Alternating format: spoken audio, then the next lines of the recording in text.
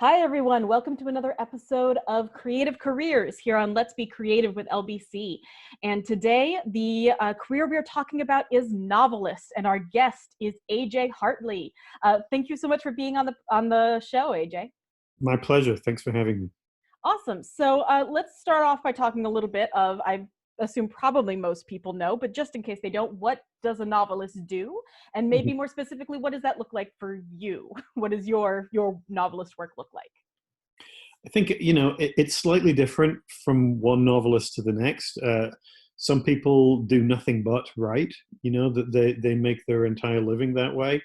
Unfortunately, that's harder and harder to do these days, it seems. So a lot of novelists have other kinds of sources of income or other day jobs. I'm a university professor, which means that there's a certain flexibility built into my schedule.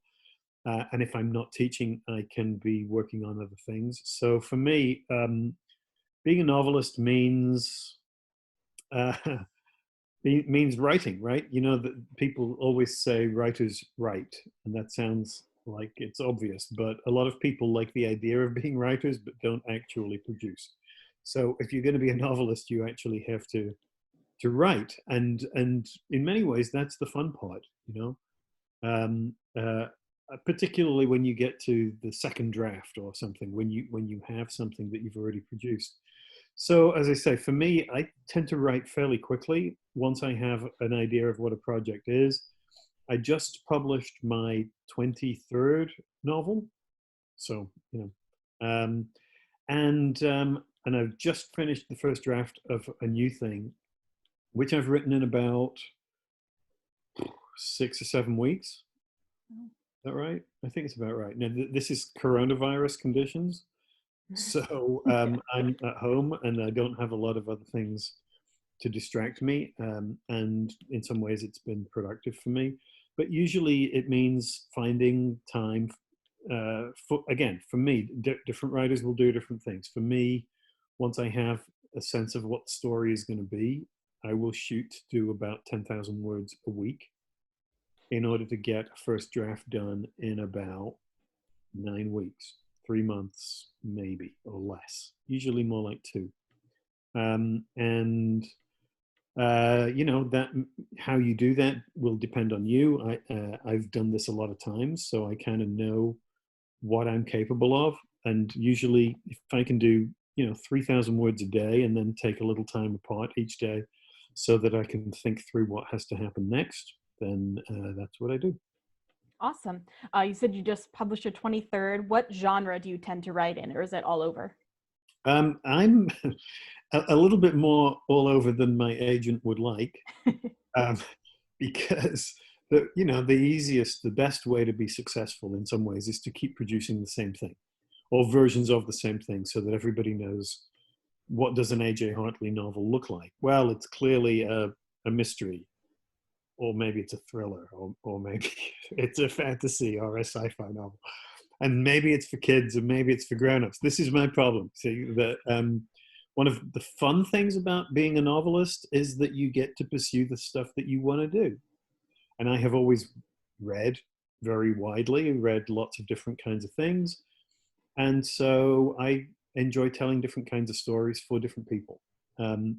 So the last novel that I wrote was a young adult fantasy adventure called Impervious, a little Buffy the Vampire Slayer kind of story, YA. But it's a story that I wrote after we had a shooting at school. And so the novel was a specific response to that. So, and that was one of those things where I felt like this was a book that I just had to write. It was part of my process of dealing with the sort of trauma of the event. So I wrote that book, but what I'm working on now is more like a mystery. It's realist, to a certain degree of realism. And no magic, no supernatural, no fantasy elements, just police procedural type story. So yeah, I'm all over the map. Yeah. And that's partly because I do have another job, and I don't have to say, in order for us to pay the mortgage or put food on the table this month, I desperately need to publish a novel and it needs to sell, so many thousand copies. Um, I have a bit more flexibility than that. And, for me, that's good. I think I've been doing this a long time. And if I had been forced to write versions of the same thing over and over, there would have been a point at which I would have lost interest, I think. Yeah. I'd like to hear a little bit about, how you got here. When did you start writing seriously to be published? And was this something you were always interested in, or did this come along a little bit later? It was something I was always interested in. I wrote my first novel when I was 19, and it was terrible. But at the time, I didn't realize that, so I sent it out, and it was rejected by everybody, and so on and so on. And so I wrote another book, and then another, and another, and another. And there's a very long, depressing version of this story. But I will say that I wrote long fiction fairly seriously for 20 years before I was published. Wow. And this was in the days, I mean, that wouldn't happen now, because now if you wanted to be traditionally published, like with a big New York house like Penguin, Random House, whatever, and you sent it out and the book was rejected, or you couldn't get an agent or whatever, you would probably self-publish. Right, a lot of books out today are basically put together by people who can sell them on Amazon or whatever, and you can write the book and do a little sort of fairly simple technical stuff to get the book ready for publication, and you can have it on a website like Amazon within a few hours.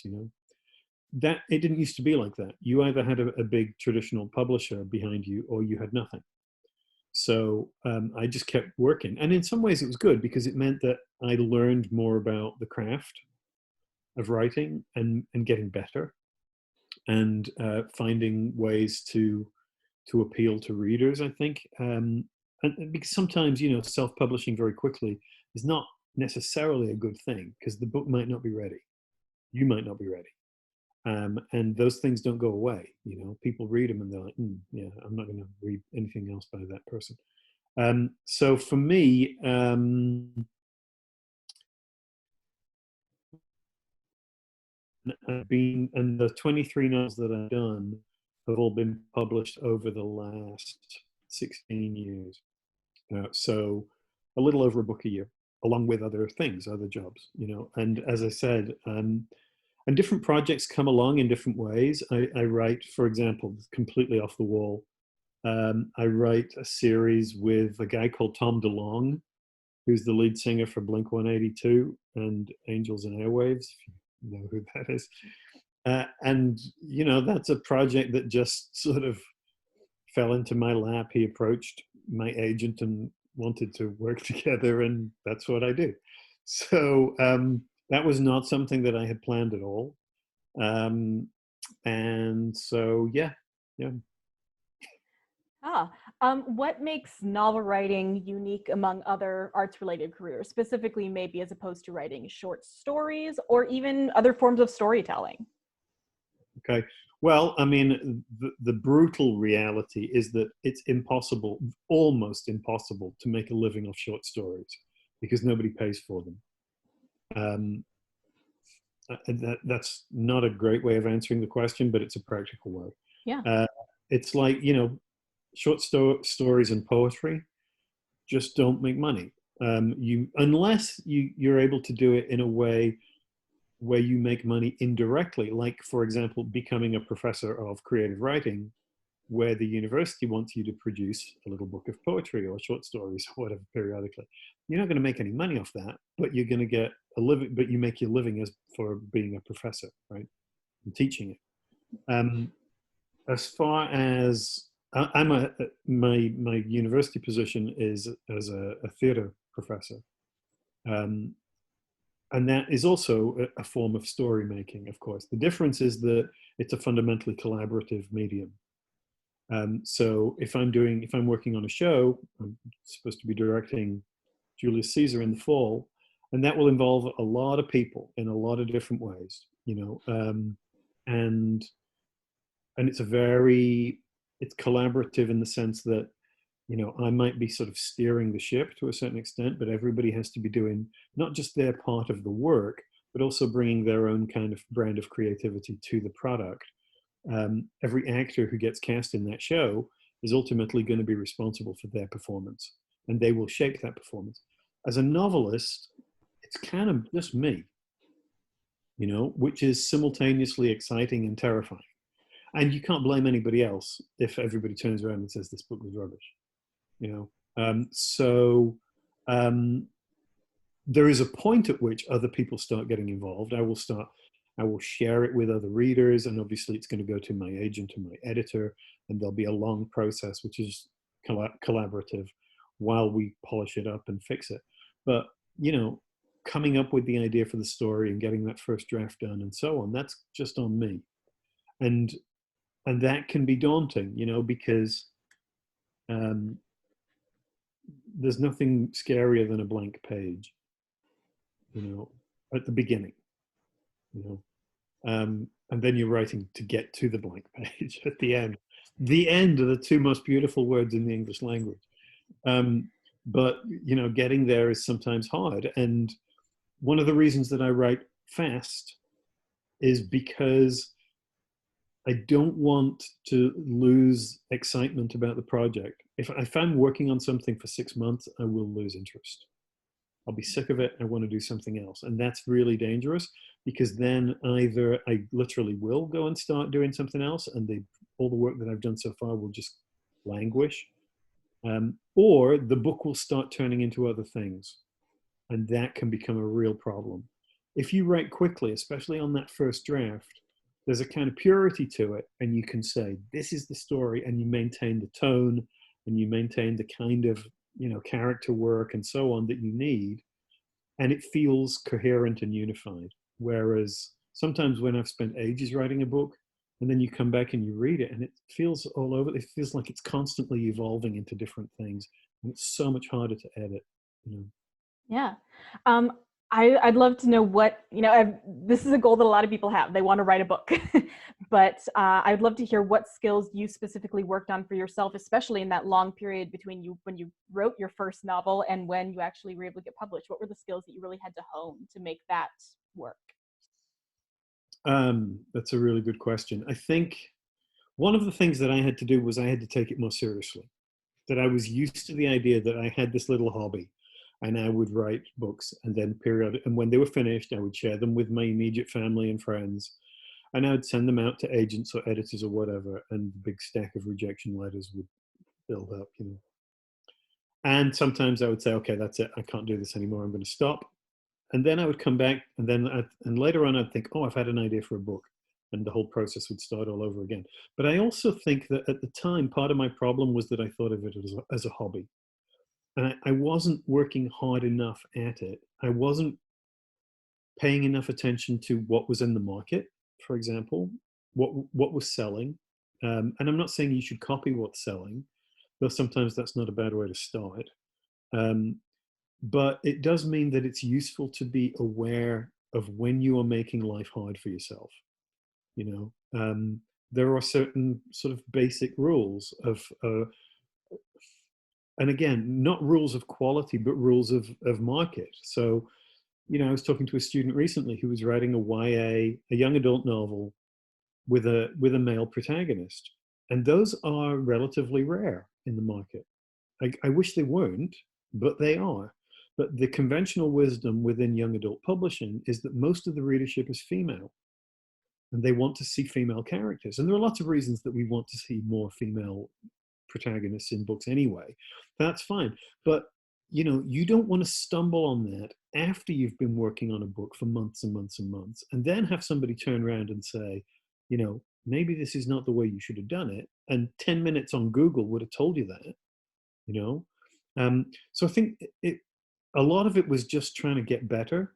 But also the other thing was that hobby mentality meant that I was keeping things to myself until I thought they were done, and then I would send them out. But I wasn't sharing my work with other writers. I wasn't in any kind of community. I wasn't talking to other writers. It was just me. And I think I would have learned a lot more if I'd been a little less precious about my own work, you know. I mean, you know, I write, as I said, a lot of fantasy and science fiction. I didn't go to like fantasy and science fiction conventions until after I was published, which is crazy because there's so much emphasis in those places on writing, which I could have been learning from, and I didn't, you know. And that was just dumb. And I think it was because, well, I thought my attitude was, well, I've read a lot of books, you know, so what do I have to learn? And I never took any creative writing classes or anything like that, ever. I've taught some, but I've never taken one. So, you know, I mean, I think the process could have gone a lot faster if I had been a little bit more professional in the way that I approached it and didn't think of it as something that was never really going to go anywhere. That it was just my thing, you know. Yeah. No, I think that's really interesting.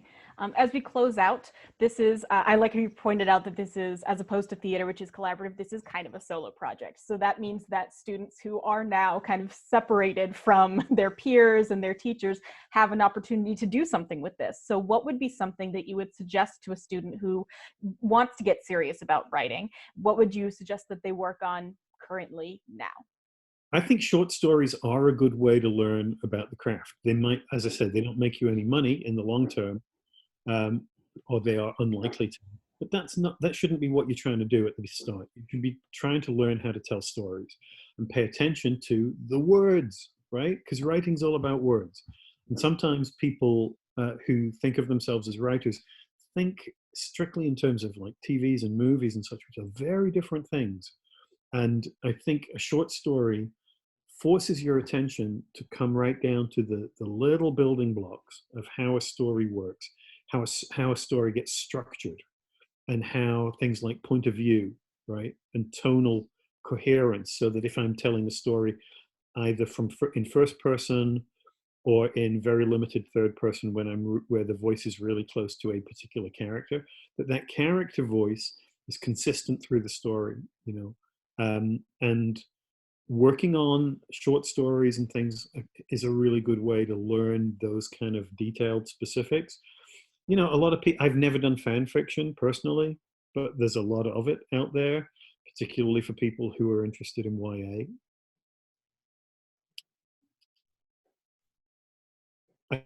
The problem with starting out writing fan fiction, at some point you're going to have to move beyond it. You're going to have to start coming up with your own ideas and, you know, frameworks and worlds and whatever it is that you're working in. But I think it's, you know, it's not a bad place to start where you're working with a world or a set of characters that already exist. You know, I want to tell a Harry Potter story, you know, because I already know what Hogwarts is like, and I know what all the different characters are like, and I can build something that I think would be a fun story to tell. That's obviously going to be a story that only really gets shared amongst a few people. And again, you can't make money off this because it's copyrighted by somebody else, right? But it's not a bad place to start to learn basics of storytelling and craft. And then you start to move away from it. So, okay, maybe I'm not going to tell a Harry Potter story. I'm going to tell a story that makes me feel like the Harry Potter stories make me feel. You know, what do I love about these stories? And I think that's another thing. If you're interested in writing, you should be reading a lot. And as you read, you should be forcing yourself to really pay attention to why a book works for you or why it doesn't. What is it that's keeping me turning the pages? Why do I like this character? What is it about this paragraph that gets me right here? You know what I'm saying? I think it's really helpful to be analytical of your own response, and then you can say, that's how I do it. Now I can learn from something from there, take it and put it into my own work in ways that make it useful for me in the story that I'm trying to tell. Awesome. I like that a lot. That's fantastic. All right. Thank you so much for joining us today. I really appreciate you sharing your knowledge and experience with us. Not at all. Thank you very much. Absolutely. And thank you all for watching, and make sure to tune in again tomorrow at 1 p.m. for more arts content with Let's Be Creative with LBC.